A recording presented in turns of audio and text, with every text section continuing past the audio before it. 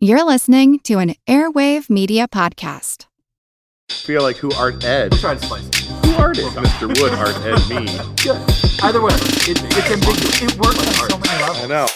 That's off to a great start. Welcome to Who Arted, where we explore visual arts in an audio medium. I'm your host, Kyle Wood, and joining me today, once again, I am dragging out my good friend, Jeff Arndt. Thanks for coming out. Thanks for having me again. Always appreciate and love being on the show. So today we're going to be talking about Piet Mondrian. We're going to be talking about composition with red, blue, and yellow from 1930. If you don't want to Google it, you can listen on Amazon Music, Spotify, or another platform that supports episode-specific cover art. I've got it in the cover art for this episode. But Mondrian, I don't know about you, but like when I was growing up, my teacher just said like Mondrian, red, yellow, and blue squares and rectangles.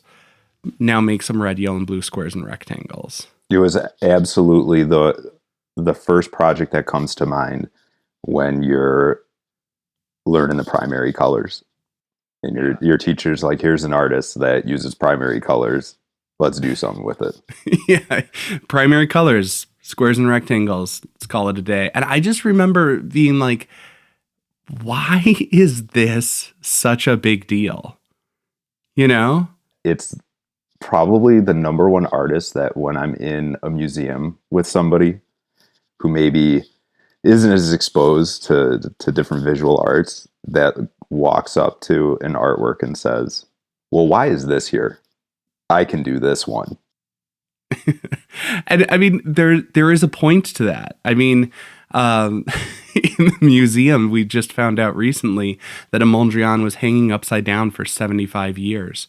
I saw that and I probably laughed for a good 5 minutes. I mean, it's just hysterical when you put that together and then different people's thoughts on the work and everything that goes behind it. Well, I think what's really funny about that is when they discovered that, they're like, yep, it's upside down. We're not going to change it. It just, that's what it is now. That's part of the artwork now. The public has come to learn and accept it and love it. Well, I guess the real reason is because it was like an unfinished work. So like the tape was still on it. And the adhesives were just like barely hanging on as it is. And they're like, well, if we take it out of the case and flip it right side up, like gravity's pulling it in another direction, it's going to fall apart. So they're just like, that's just part of the work's story now. It's a good one, though. It's quite a backstory to it. It is, but like you say, I mean, it's one of those things that people start to look at and it's like, well, what is so special about this? If even the experts can't tell which way it's supposed to hang, you know, I mean, it's not exactly, it's not like there's confusion about the Mona Lisa, like which way is she supposed to be hanging up, you know?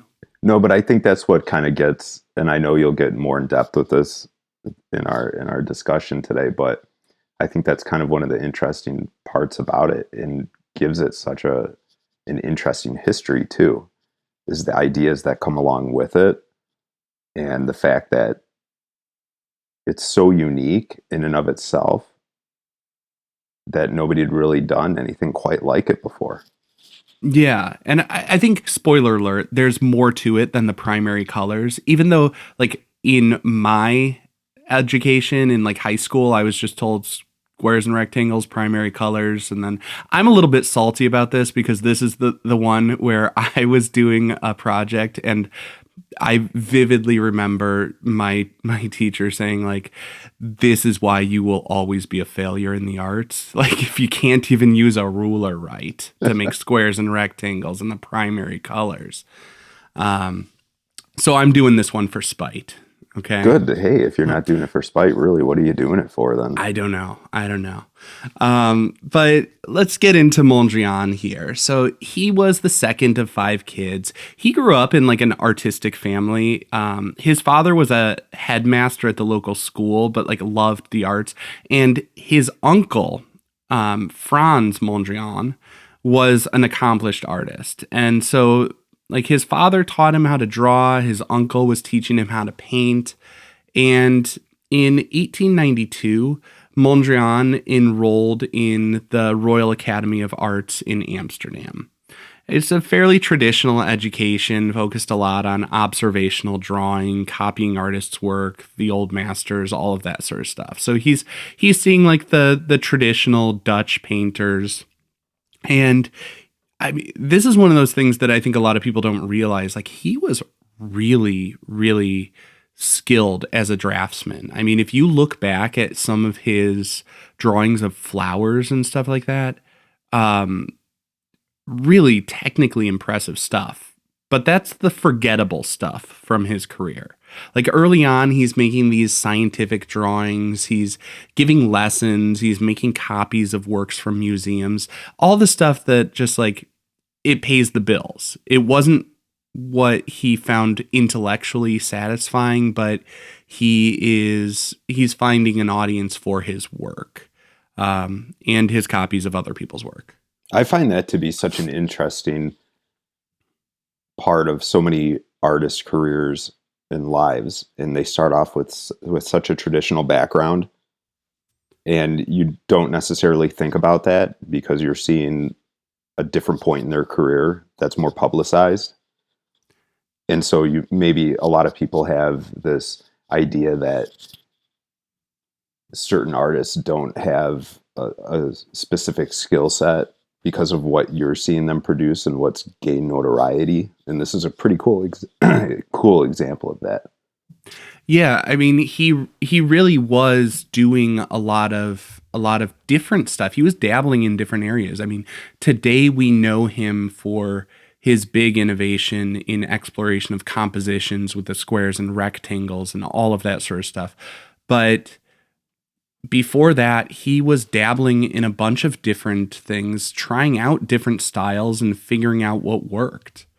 And I think that's a natural part of the artist's progression, and also doing stuff, commissioned work that pays the bills throughout his career, especially in the earlier phases of it. While he's dabbling in these more experimental things, you know, finding out about like at the time, the avant-garde. First, he's like experimenting with the impressionist style. He's influenced by Van Gogh and Seurat. Like 1905, he starts doing like the dabs of colors and stuff. While he's doing that, he's also making these paintings and drawings of flowers and other more traditional stuff just to pay the bills. Because a lot of people forget that art is a job. It's a fun job, but it's a job, and you have to know what's going to be marketable and find stuff that people will actually want to buy, not just the stuff that you want to make. It's very rare that someone is fortunate enough that doing just the things that they enjoy is also commercially viable. Yeah, that's such an important point, and I think it's lost on a lot of people that you have to make ends meet. Yeah. And so he's doing that kind of stuff. Like I said, in the very early 1900s, he's looking at the Impressionists and Post-Impressionists, and he's starting to do stuff. One of the things I always see from that time period is a painting of a tree. You know, it's got like that vivid blue background and all of that. And then he sees like Cézanne's paintings in 1909, and that's kind of a game changer for him. This idea of translating reality into paintings that emphasize the artificial nature and the elements of art inside of the painting. Like, that was something that was a big sort of aha moment for Mondrian. And I think along with that, it's worth knowing kind of who he was as a person outside of his art studio. Like, he was a theorist. He was interested in the Theosophical Society. Are you familiar with the Theosophical Society, the spiritualist movement, that kind of stuff happening in that time? No, I'm not. Okay, so the spiritualist movement I think of it in like the late 19th century. People were just like, their minds were blown by all the stuff that was happening and changing in society. And people start to look beyond, I think a lot of times people sort of take comfort in those old ideas of spiritualism at a time when the world seems to be turbulent. You know, I mean, the Industrial Revolution is happening. Think about like someone who grew up in that time period. All of a sudden, you can capture images of people with photographs, and there are ghost images, like the Mulmer kind of double exposure frauds happening and stuff like that. It's just like there's so much stuff that is blowing people's minds about the way that society is changing. And a lot of people turn towards religion and looking at like what are these deeper rooted ideas about spirituality. And the Theosophical Society was really interesting in that they were looking at like, well, what do all these different world religions say? And what are some of the root principles and ideas and philosophies? And it was intended to be very open to all comers and all people with an open mind, seeking knowledge, seeking wisdom. And they would get together and talk about and debate different ideas.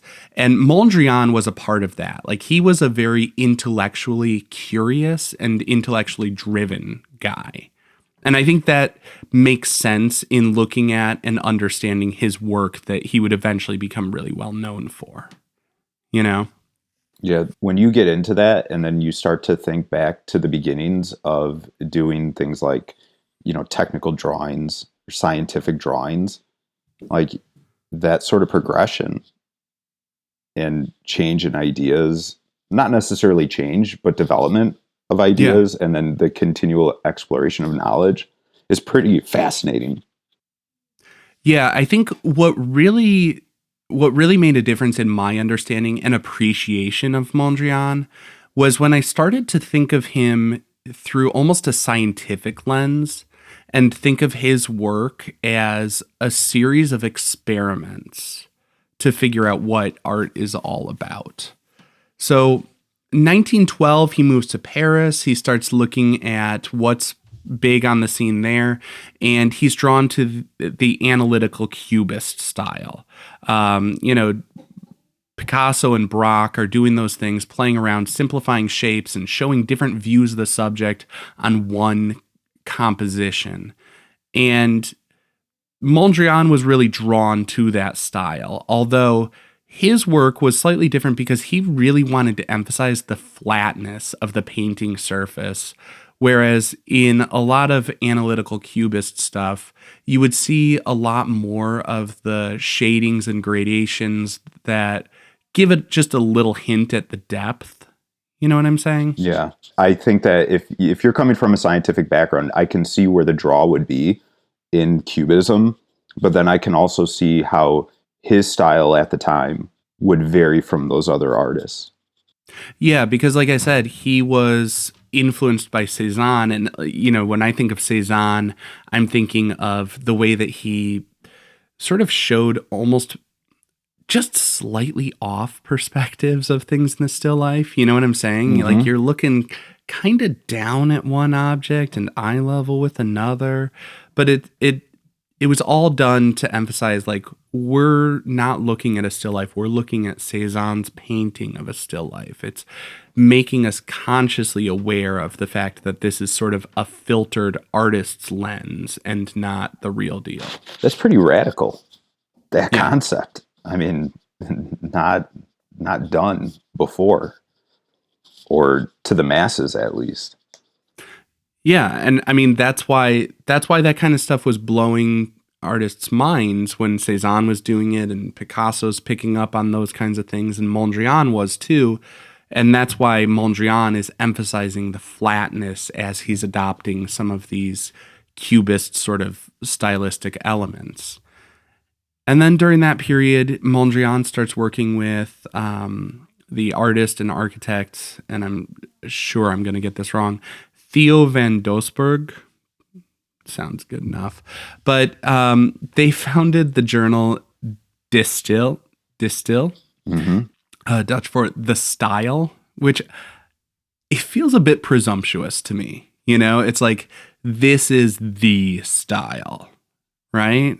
Yeah, it has a bit of an air of itself. And yeah, you're it, right? Or you're calling yourself it. Yeah. I mean, in hindsight, he wasn't exactly wrong. It was pretty influential, but I wonder if part of that too is just to, from a publicity standpoint, to get people talking.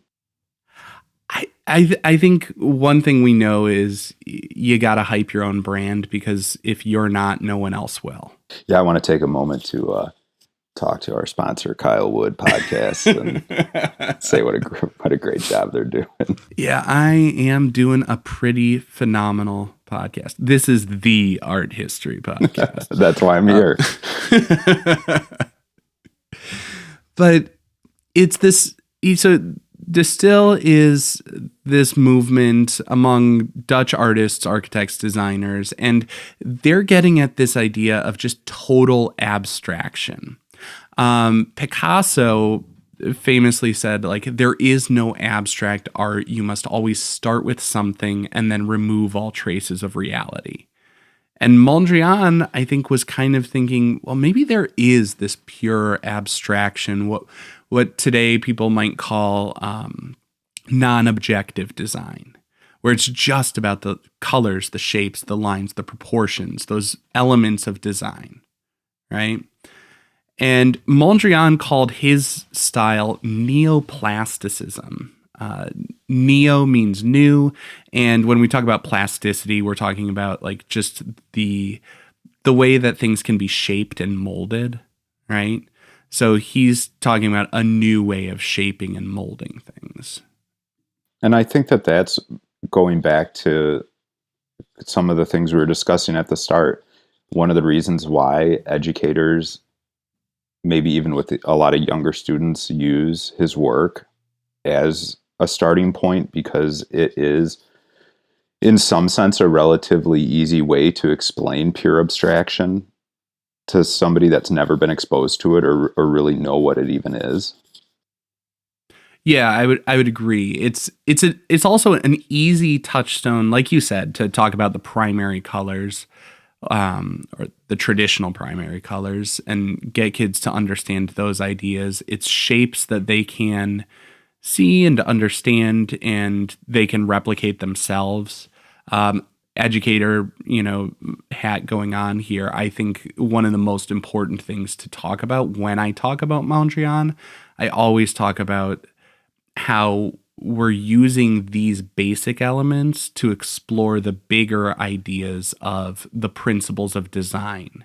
How we can explore like proportion to lay out a composition and make it look good, even with the most basic and boring elements of simple shapes and just primary colors. Yeah. But that's again my sort of personal bias and my stylistic way of teaching and what I would emphasize in my classroom.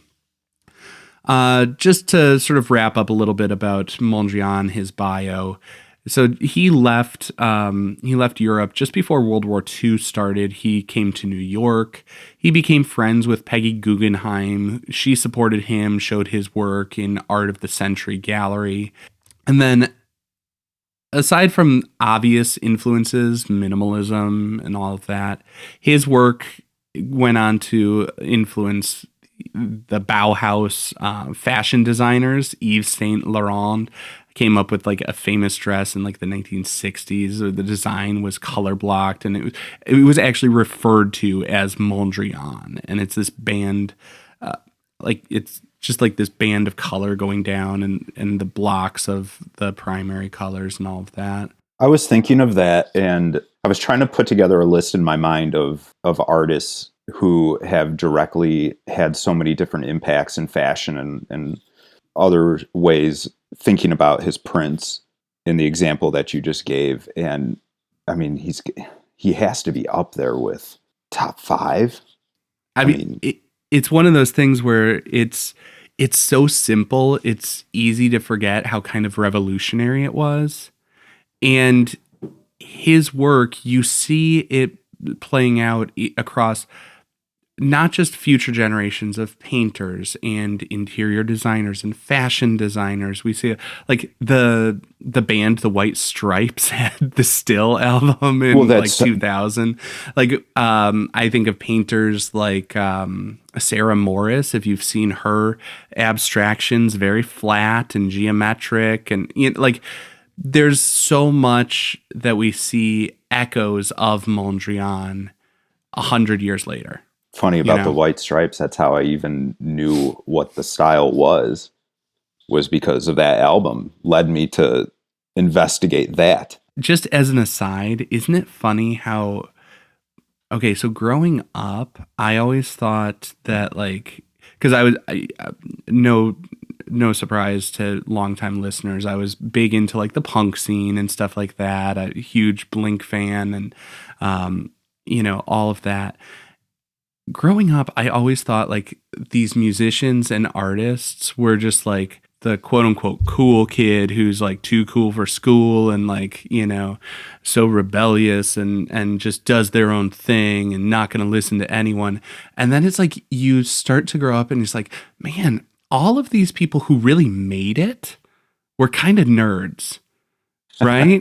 Like they were these people who were always learning and taking in all these different various aspects of culture. They are reading, like I remember, like I would be wearing like Macbeth shoes and like Atticus clothes, like all of these literary references being dropped. And yes, they're kind of well known and obvious stuff, but like all of the people that like really made it as producers of culture were also avid consumers, readers. Like there are the occasional like one-hit wonders who stumbled onto something, but the people that really had a lasting impact tended to be these people who really learned a lot and would drop references that, occasionally then I would start to look up like, what was that Simpson joke all about? But I think that's why it has such a huge impact, is because they're consumers of knowledge and consumers of information, and they're in touch with so much that's happening and has happened that they can then put that into themselves, and it makes it more accessible and interesting to others. Yeah. I mean, it's kind of like the whole Bob Dylan success story. Yeah. Right? Just consuming, and then putting that into his own artwork that then gets pushed out to the masses in different ways. And now, after the break, we're going to talk about Mondrian and what he consumed and the product that he eventually pushed out to the masses.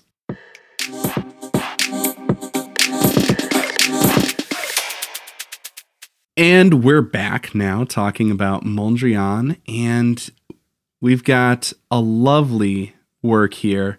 Composition with red, blue, and yellow. This is a painting, oil on canvas, 1930. What are you seeing? What's jumping out to you about this? How striking it is immediately. It's so rigid, and it just catches you immediately when you look at it.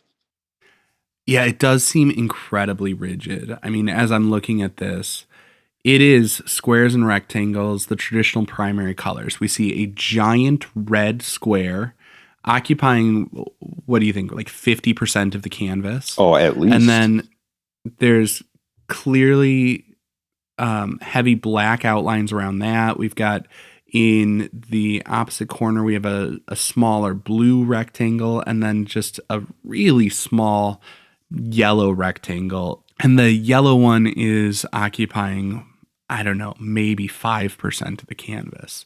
It's very, very small. I also, at first glance, and this is just seeing some other pieces too, it's slightly intimidating to me.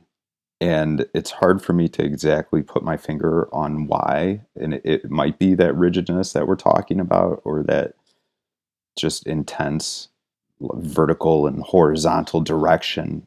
But it is so unique and stands out in that sense, especially when you put it into a gallery perspective and you happen to kind of meet it there. And it's just gives you that, wow, what do we have going on here? I think what's interesting is that it feels so. It feels like it would be a monumental work when I see it in pictures, but it's only 18 inches by 18 inches. So it's relatively small, I mean, 1.5 feet squared. But yeah, there's something that feels intimidating, I think, because it is so hard edged. And also, like, it's simple, but it would be difficult to render, because in rendering this, it has to be flawless, right? Like, that red has to be a pure flat red. If you see the brush strokes, it kind of ruins it, right? If you see that variation in the hue. So, like, he's having to do layer upon layer to get it to that consistent flat red and blue and yellow. And he's got to tape it off and make sure that it's nice, neat, precise, clean lines and hard edges on all of that. And there is something that seems very brutal and cold and mechanical about stuff that is the hard-edged, flat, sort of post-painterly abstraction. And I go back to even the whole scientific idea where everything is so precise and you really don't have room for, I don't want to say margin of error, but the idea that each of the different parts of the painting does have to have a sense of perfection for it to work. Otherwise, it doesn't. Yeah. And I think in some ways the small scale of this makes it feel like it's one of numerous studies that he's doing, right? Like it feels like it's one data point to me. As I think of Mondrian and I think of the squares and rectangles that he was known for, I think of it as not like a finished work and an ultimate result. I think of him as playing around with those elements, changing the size of the squares and rectangles, changing their placement, changing the frequency of them in order to figure out what composition is all about. In an idea, like in an age where you can have the camera snap a photo of a person, place, and thing, when we're getting into that fourth category of abstraction and we're removing those recognizable subjects from the real world, then what makes something look good? How much visual weight does each element have? How do you distribute those elements around the composition? And I see his body of work as a series of experiments to figure out the proportion and the distribution and the balance and all of that sort of stuff. Like, how do the principles of design play out in a non-objective work? And it's a really interesting progression from influences like Cubism, because it really does take a lot of those principles and ideas and explores them in a completely new and different direction. And that makes the work of art really interesting too, if you're coming from it from that perspective. Yeah. I wonder before this work of art, how much or how frequent was it to use, or even revolutionary was it to use things like adhesive tapes to mask and to block out parts of a painting for this kind of painting? Well, I mean, tapes actually, that was something that was like masking tape, I believe, came about because of auto manufacturing in the early 20th century, because of the need to be able to quickly and easily get the two-tone paint jobs and stuff like that were all the rage. Like, people were experimenting with different ways of masking things off. I mean, the concept of masking something off wasn't new and different and revolutionary, but masking tapes, I believe, were developed in the early 20th century. So, I mean, I think that was probably a somewhat new material and method to be working with as well. I think too then, so you have this, because before it was like that like bar, you know what I'm Yep. saying? Like that you rest on, But think of how many artists are using these methods today to produce these your TikTok video or whatever, where they're creating these abstract paintings where they mask off and then, drip your paint can on it or whatever it is, gradient paintings. And you think of that progression from something like this, and then how that, in a sense, influences these individuals today.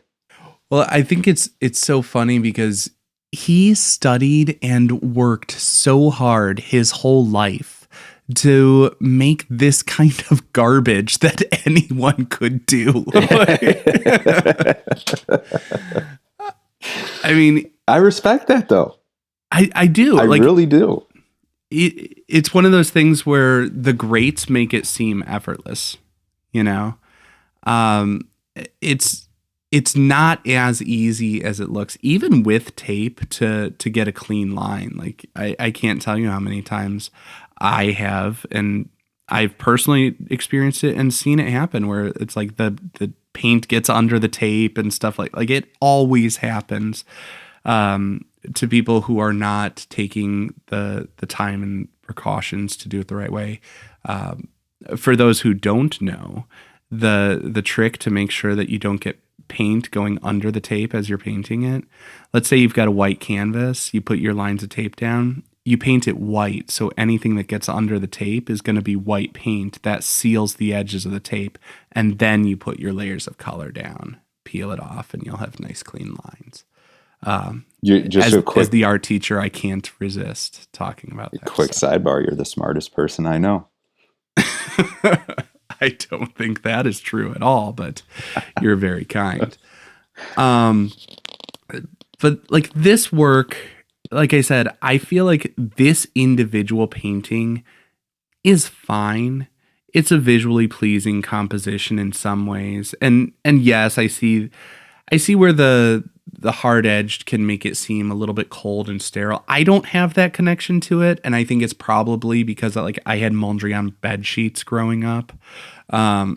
You know exactly what I'm talking about. You grew up in the same time period I did, and the 80s bed sheets that had the Mondrian design. I did, except my bed sheets were He-Man ones, so I wasn't quite into it as much as you were.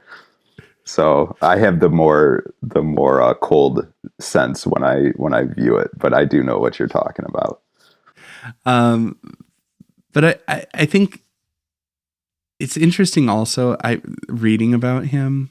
There's this common idea that Mondrian was just very cold and methodical, and in some ways he was in his studio practice, but outside of that, from what I've read, biographers have said that he was actually quite charming. He was always elegantly dressed. He was an avid dancer, and he loved things like the foxtrot and the Charleston. And one of his other famous works was called Broadway Boogie Woogie, which, he was focusing on the rhythms in the visual design, playing out with the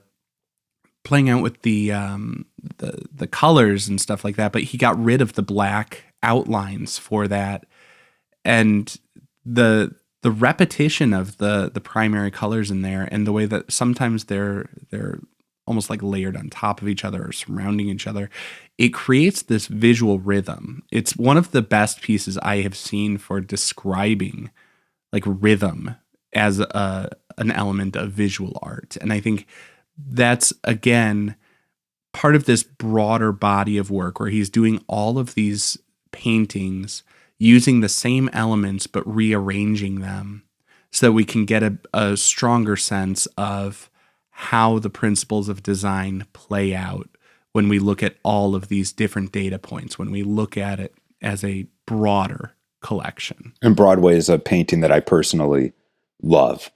And it's a painting on the Mondrian scale that I can connect to a lot easier, or have an easier time connecting to, than this particular work of art. And I think it's because I can see some of the connections a lot easier, like rhythm that you just discussed, and connections to music and different social aspects. Yeah, I would agree. I think it is. I mean, it's one when I'm putting together the collection to show my students, and when I put together a collection to show Mondrian's work on like Instagram, I include Broadway Boogie Woogie because, again, I think looking at one of these paintings in isolation, you don't quite get it. You know, I think his work is a body of work that you need to see played out across a couple of, you need to see the arrangement of these elements in different ways. And also see all those different studies. I mean, that it creates a different level of appreciation and understanding how, this isn't a one shot deal where he went and was like, all right, I'm going to take a canvas, mask it off with some tape and slap this together. And here we go. History's made. And there's so much background and different studies and progressions that go along with it. I'm wrapping it up. Just a 3-point rating scale. And where should this hang? The Louvre? Is this something to look at? The lab? Is this something to learn from?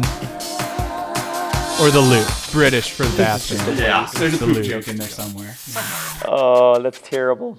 For me, this one is, even though it's not my top list of favorite works of art, it's one for the Louvre. I think it's a pretty revolutionary piece, and it has so much going on with his backstory and techniques and skills that really you hadn't seen before, but you see having a lasting impact on society to this day. Yeah, I generally agree, although I think I still end up putting this in the lab just because, as we've talked about throughout this whole episode, I think of his work and his process through almost a scientific lens. I see this as a series of experiments to try to figure out what painting and what composition are really all about. I see this as like one data point in a broader experiment to figure out how these different elements can play out to make something that is visually pleasing. And I think when I look at his body of work, I learn a lot about composition and distribution of the elements. When I look at one piece in isolation, when I look at this piece, I understand its historical significance. I understand its lasting impacts. I get bored with it a little bit, just looking at like squares and rectangles, primary colors. Yeah. I also, the sort of brat in me wants to point out like the true subtractive primaries would be cyan, magenta, and yellow, not red, yellow, blue. You spend so many years on the primary colors, you'd think you'd get the primary colors right. Give them a break. But I do think it is good work. I think it's just one that I learn from. It's more of an intellectual than an aesthetic appreciation that I have for it. Yeah, that's the same for me as well too. I have a harder time connecting it on the purely aesthetic joy of it, more so than I do of just the process and understand the history behind it. Yeah. That to me is fascinating and interesting. But I do want to say thank you once again for taking time on a Saturday to come talk to me about, at first glance, one of the most boring artists of history. I couldn't wait to get up and talk about squares and rectangles.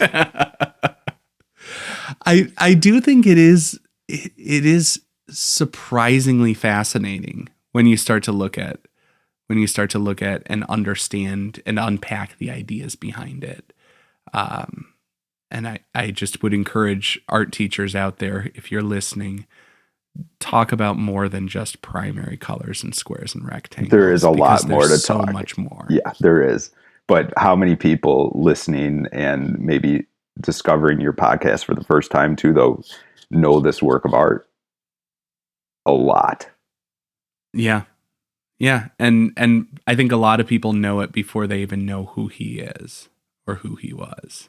You know it from all sorts of design references before you know his name. This concludes this week's episode of Who Arted, part of the Airwave Media Podcast Network. If you found this tolerable, please leave a rating or review on your favorite podcast app. You can find images of the work being discussed this week and every week on social media at Who Arted Podcast on Twitter, Instagram, and TikTok, and of course on the website whoartedpodcast.com. Podcast done.